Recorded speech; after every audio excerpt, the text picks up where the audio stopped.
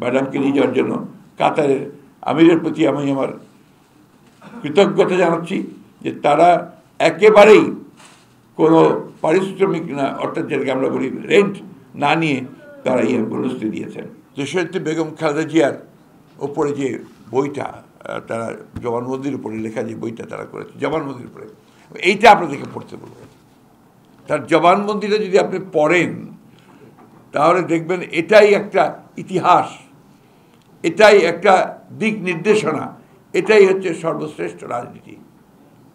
এটা আমরা অনেকেই জানি না যে এটার মধ্যে কী আছে।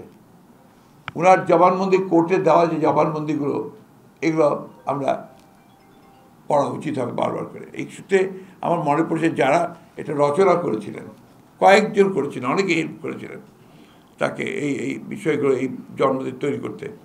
তার মধ্যে অ্যাডভোকেট রাজ্জাক সাহেব ছিলেন। রাজ্জাক সাহেব ছিলেন একজন প্রমিনেন্ট। আর একজন সাংবাদিক যিনি ম্যাডামের প্রেস সচিব ছিলেন, যিনি এখন আমাদের কাছে নেই, আমাদের সঙ্গে নেই বিভিন্ন কারণে, মারুফ কামাল। তার নাম আমি যদি না বলি তাহলে আমার নিজের বিবেকের কাছে আমি ঠিক থাকতে পারবো না। অত্যন্ত বড় কন্ট্রিবিউশন ছিল তার। শফিক ভাই নিশ্চয়ই শেয়ার করবেন, শফিক ভাইও এর মধ্যে ছিলেন, তারও এখানে কন্ট্রিবিউশন অনেক আছে। এটা আপনার দয়া করে পড়ে, আমি কথা বারবার করে সেই জন্যই বলছি।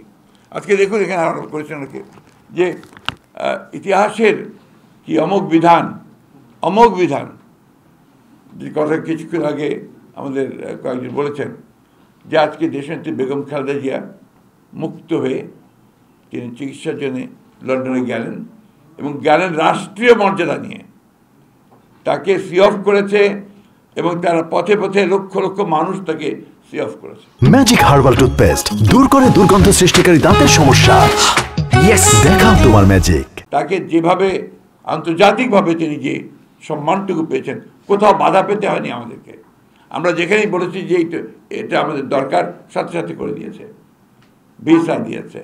ম্যাডামকে নিয়ে যাওয়ার জন্য কাতারের আমিরের প্রতি আমি আমার কৃতজ্ঞতা জানাচ্ছি যে তারা একেবারেই কোনো পারিশ্রমিক না, অর্থাৎ যেটাকে আমরা বলি রেন্ট না নিয়ে তারা এই অ্যাম্বুলেন্সটি দিয়েছেন এবং খুব দ্রুতভাবে দিয়েছেন।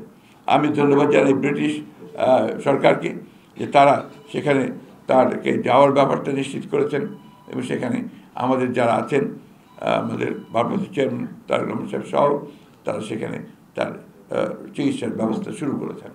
যে আন্দোলন করেছে, সংগ্রাম করেছে, কিন্তু বিভক্তির রাজনীতি যেন আমরা না করি। এখন যেটা প্রয়োজন, সবচেয়ে বেশি প্রয়োজন দেশকে বাঁচানোর জন্য, গণতন্ত্রকে ফিরে পাওয়ার জন্য ঐক্য, স্ট্রাকচার তৈরি করার সংস্কার অবশ্যই লাগবে। কিন্তু সেই সংস্কারটার যে পেছনে যে শক্তিটা লাগবে সেটা হচ্ছে একটা নির্বাচিত পার্লামেন্ট, নির্বাচিত সরকার। এটা ছাড়া সংস্কারকে কখনো আপনার লেজিটিমেসি দিতে পারবো না, আমরা এটাকে প্রতিষ্ঠিত করতে পারবো না। তাই আমি সেই সব বিতর্কে এখন যেতেও চাই না। অনুরোধ করবো যে আমরা বিতর্কে বেশি না জড়াই,